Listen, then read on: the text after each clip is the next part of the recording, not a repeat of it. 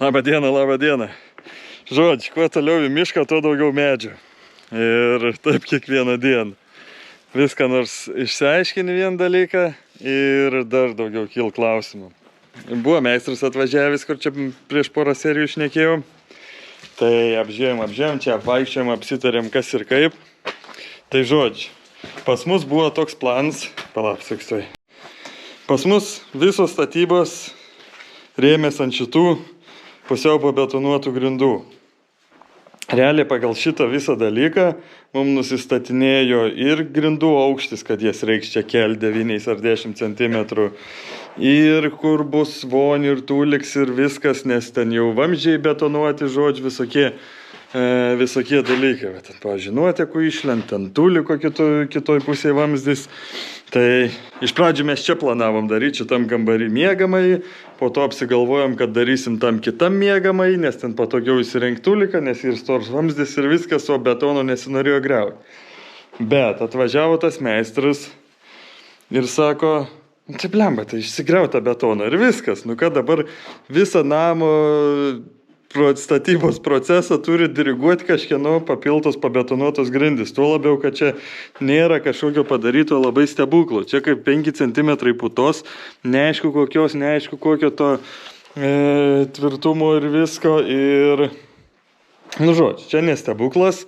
Ir dabar, kad visą namą daryti pagal tas grindis, žodžiu, kaip ir neapsimok. Sako, išsidaužyti sunkiai neturėtų tas betons, nes kai čia betonavo, tai armavimo tinklus va yra apačioj, pakelts nebuvo, tiesiai ant putų gulėjo, tai jisai realiai tik nėra normaliai betonuots pačiam betonė, o realiai betons guliant to tinklo. Tai jis čia turėtų pusę bėdos išsidaužyti, išsiardyti.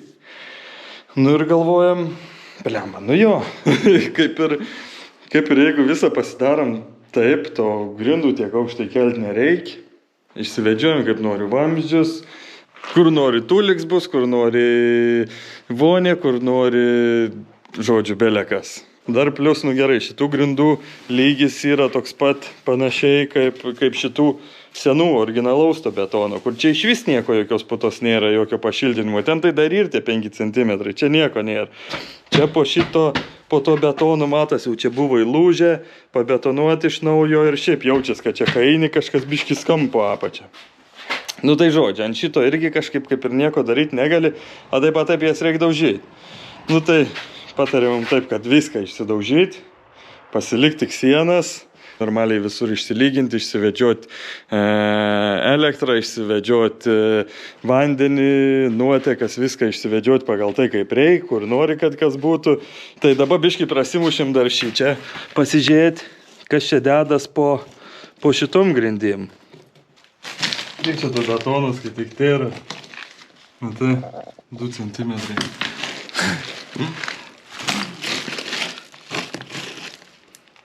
Nu, čia pačio irgi toks kažkoks pusbetonis.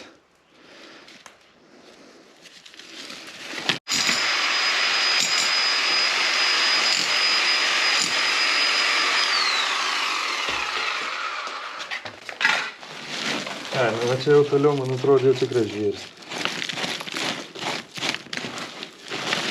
Ar irgi su plytom, kaip ką mes žadam daryti. Toks grūžas, matai, biškį kažkokių plytelių, biškį to, pasmulkins pasimėdėms.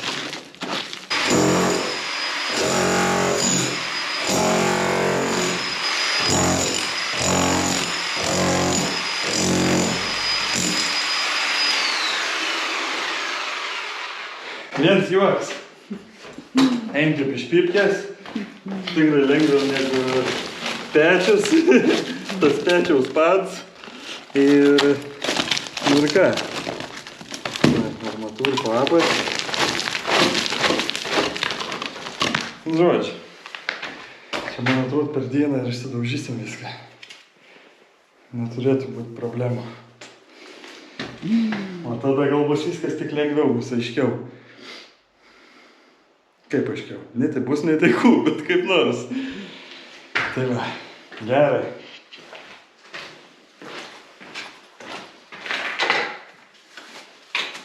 Su grindim tiek žinių, kol kas dar grindų nebetonuojam. daug reikalų iki to betonavimo, bet bent jau biškiai aiškiau, kad reikia daužt tas senas grindis velniop ir daryti viską pagal tai, kaip mums reikia. Biškiai ilgiau užtruks, bet bus padaryti geriau. Jis ramiai miegoti po to. Tada buvau iš ESO užsakęs, pateikęs paraišką, kad padidint galę. Pas mus čia yra tik tai 5 kW, tai realiai ant 5 kW, ką ten pasijungti, arbatinuko, dukovkę ir viskas. Ir daugiau nieko negali daryti. O jeigu mes norim dėti šilumos siurblį, oras, vanduo, tai plemba, mums reikia daugiau tos elektros. Tai žodžiu, užsakiau, kad iš 5 padidintų iki 18 kW. Ten mums kažkur gavos ant sąskaitos 5000, ten beveik 200. Žodžiu, daug reikalų, bet aniem ten reikia nuo toliau, nuo stulpo atvedinėti trifazinės. Čia pas mus ant stulpų tik po 2 laidus, visur čia iki namo. Ten, žodžiu, iš toliau atein, ten toliau pas kaimynus yra jau trifazis. Tai nuo ten, čia turi atvesti dar 2 laidus, dar 2 fazėm. Ir ten dar nuo pastatės iki pirmo stulpo irgi dar kažką ten turi modernizuoti, biškai gal staresnį laidą įkišti.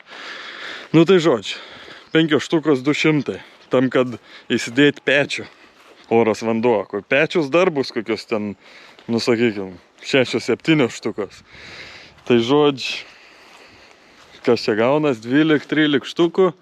Mums realiai reikia, dar plus palauk, įsivest trifazis, dar reikia ten naują skydinę vidų įstatyti. Viską biškai reikia pervedžioti, ten reikia plus visokių rangovo aktų, visokių, žodžiu, pilna ceremonijų visokių gaunas, sakykime, 13 štukų, tik tam, kad turėti pečių dabar. Ne tik pečių, norėsis vis tiek ateiti kažkam kažkokią gal pizzą iškepti, gal bandelę iškepti, gal reiks kažkokios biški profesionalios krosnelės, kažkokios orkaitės ar ko, ir 2 kilovatų reiks.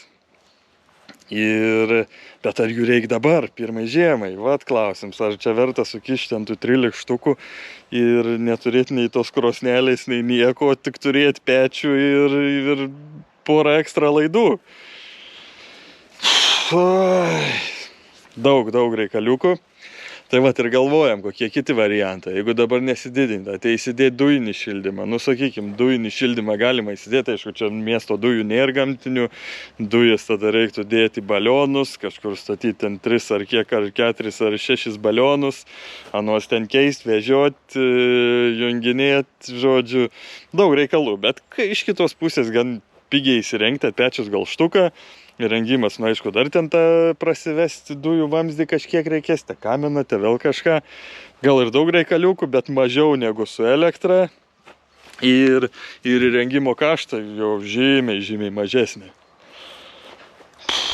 Nežinau, bet va, jeigu norėsim picos krosnės ar vėl kažko, tai jau ant dujų. Plemba, galim ant dujų.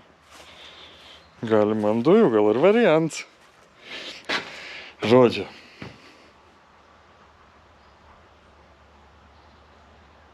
Daug reikalų.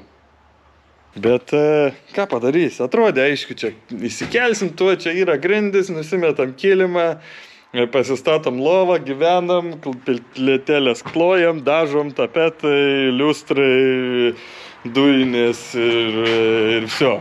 Bet va, matote, kiek čia išaugo visas projektėlis, kad greunam, nieko nestatom ir tik dar išlend visokių reikaliukų.